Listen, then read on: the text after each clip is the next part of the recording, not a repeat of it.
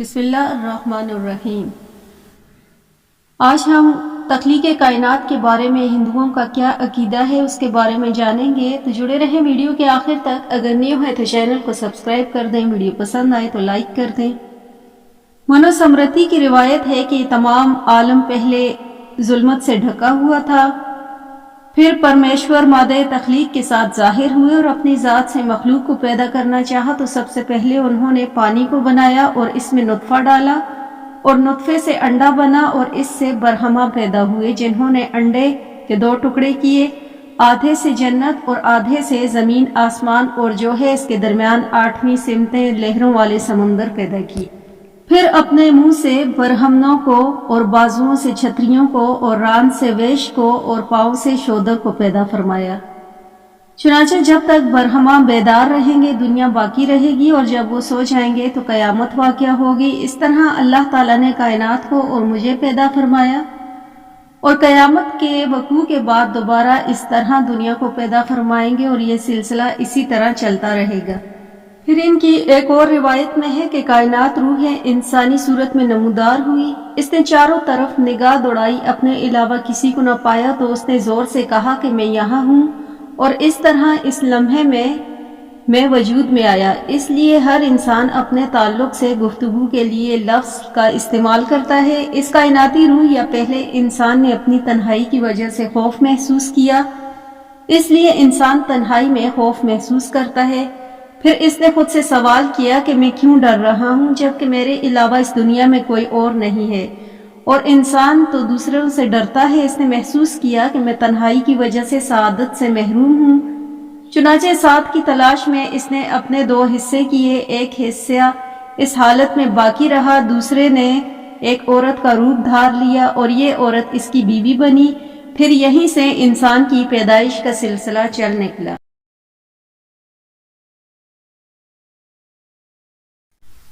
پھر دیوی بھاگوت پر ان کی روایت ہے کہ شری نامی ایک دیوی جو شری پور کی ایک ملکہ تھی، اس نے یہ پوری دنیا بنائی اور برہما، وشنو اور مہادیو کو پیدا فرمایا۔ جب اس دیوی کی خواہش ہوئی تب اس نے اپنا ہاتھ گھسا، اس ہاتھ میں ایک آبلہ پیدا ہوا اور اس سے برہما جی کی پیدائش ہوئی۔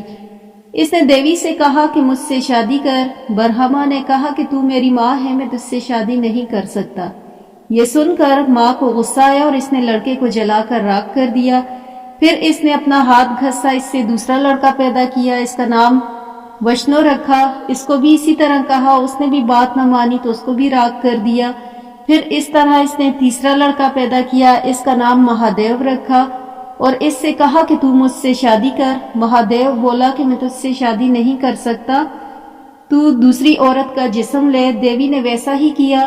تب مہادیو بولا کہ یہ 2 جگہ راکھ کیسی پڑی ہے؟ دیوی بولی کہ یہ تیرے بھائی ہیں، انہوں نے حکم نہ مانا اس لیے یہ راکھ ہو گئے۔ مہادیو بولا کہ میں اکیلا کیا کروں گا، ان کو زندہ کر دے اور 2 عورتیں اور پیدا کر، تینوں کی شادیاں تینوں سے ہوں گی۔ دیوی نے ایسا ہی کیا، پھر تینوں کی شادیاں تینوں سے ہو گئی۔ تو یہاں یہ بات غور کرنے والی ہے کہ ماں سے شادی نہ کی بلکہ ہمشیرہ سے شادی کر لی، تو کیا ہمشیرہ سے شادی کرنا ہندو دھرم میں جائز ہے؟ نیز یہ سوال بھی پیدا ہوتا ہے کہ اس دیوی کا جسم اور اس شری پور کا بنانے والا اور دیوی کے والدین کون تھے؟ اگر کوئی یہ جواب دے کہ دیوی ازلی ہے تو کہا جائے گا کہ جو چیز ترکیب سے پیدا ہوئی وہ ازلی بھی نہیں ہو سکتی۔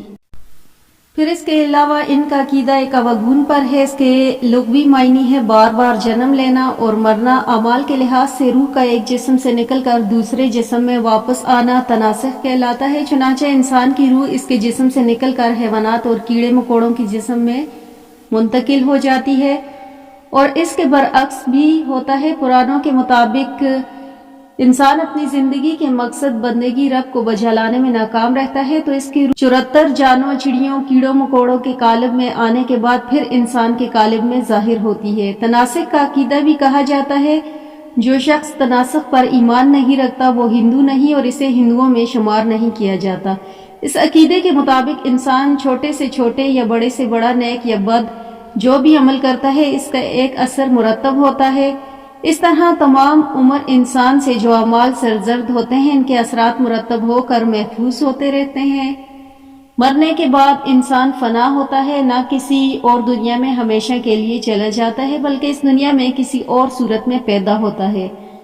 انسان کی اس دوسری زندگی کی نوعیت اور کیفیت کی پچھلی زندگی کے اعمال کے اثرات سے متعین ہوتی ہے، پھر اس دوسری زندگی کے اعمال اپنے اثرات مرتب کرتے ہیں اور دوبارہ مرنے کے بعد پھر انسانی اثرات کے لحاظ سے اچھی یا بری حالت، برہمن یا اچھوت، انسان یا جانور یا کسی صورت میں پیدا ہوتا ہے، اور یہ سلسلہ کبھی ختم نہیں ہوتا۔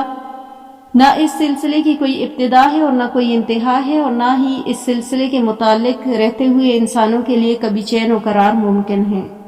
پھر یہاں اوگون کے 2 اسباب بیان کیے گئے ہیں۔ نمبر 1 ہے کہ روح کے جسم کے نکلنے کے بعد بھی ان کی ہزاروں تمنائیں، خواہشات ایسی رہتی ہیں جو پوری نہیں ہو پاتی، اس لیے یہ خواہشات روح کو پھر اس دنیا میں کسی قالب کے ظہور پر مجبور کرتی ہیں۔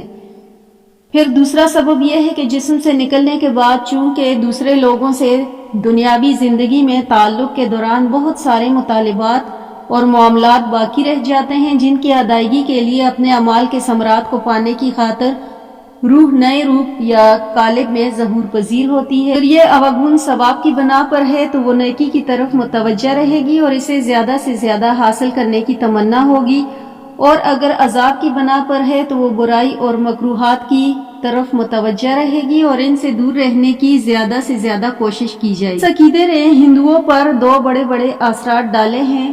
اس عقیدے نے ہندوؤں کو ہمیشہ کے لیے پست کر دیا، ان پر ایک مایوسانہ افسردگی طاری کی۔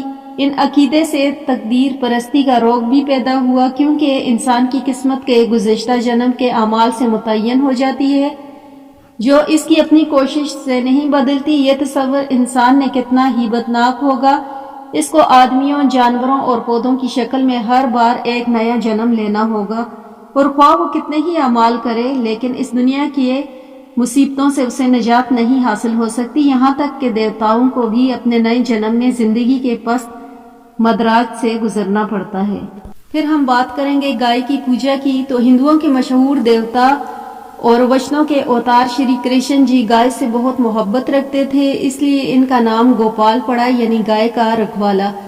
چنانچہ ہندو دھرم میں گائے کا مقام بڑا ہی بلند و بالا ہے، کیونکہ کھیتی باڑی والے ہندوستان میں گائے ارائیوں کا قیمتی سرمایہ تھا جس سے وہ دودھ حاصل کرتے اور ان کی کھالوں کو بستر کے طور پر استعمال کرتے تھے اور اس کے بچوں کو جوتتے تھے۔ چنانچہ انہوں نے اپنی مقدس کتاب وید میں اس کی فضیلت و اہمیت بیان کی۔ رگوید میں ہے کہ گائے ان بہادروں کی ماں ہے جو دشمنوں کو زیر کرتے ہیں، وہ خدا کی بیٹی اور عدد کے بیٹوں کی بہن اور زندگی کا مرکز ہے، لہٰذا میں بہادر اور غیور انسانوں سے گائے کے ذبح نہ کرنے کی درخواست کرتا ہوں۔ پھر اتھروید میں ہے کہ جو گائے کو اپنے پاؤں سے مارے وہ سزا کا مستحق ہے۔ رگوید میں ایک اور جگہ منتر میں ہے کہ ہم نے گائے کو علوم و عرفاں کا منبع بنایا اور گائیں اندر دیوتا کی خدمت کرتی ہیں۔ پھر ہندوؤں کے نزدیک سب سے پسندیدہ صدقہ گائے کا ہے۔ مختلف دینی پروگراموں اور شادی کے موقعوں پر گائے کا صدقہ مقدس ترین صدقہ مانا جاتا ہے۔ 20ویں صدی میں مہاتما گاندھی گائے کی پوجا کے سب سے بڑا داعی تھا۔ انہوں نے مسلمان سے ایک طرح گائے ذبح نہ کرنے کا مطالبہ کیا تو دوسری جانب ہندوؤں کے جذبات کو گائے پوجا کی یوں بھڑکایا۔ ہندوؤں مذہب روئے زمین پر اس وقت تک باقی رہے گا جب تک ہندو گائے کی حفاظت کرتے رہیں گے۔ گاندھی جی اس بات سے نجومی واقف تھے کہ ہندو دھرم کے مختلف فرقوں کے درمیان اتحاد و ینگاگت کے لیے ہندوؤں کے پاس کوئی اور متفق علیہ عقیدہ یا اصول یا رسم و رواج نہیں تھا، لہٰذا ان کے درمیان شیرازہ بندی اور ہندو دھرم کی حفاظت کے لیے کسی ایسے نقطے کی تلاش ضروری ہے جس پر سبھی متفق ہوں۔ چنانچہ انہوں نے اس مقصد کے لیے گائے کی قداست کو استعمال کیا اور مختلف مضامین میں انہوں نے اس کی اہمیت بیان کی، ویدوں کے منتروں کا اس کے لیے استعمال کیا۔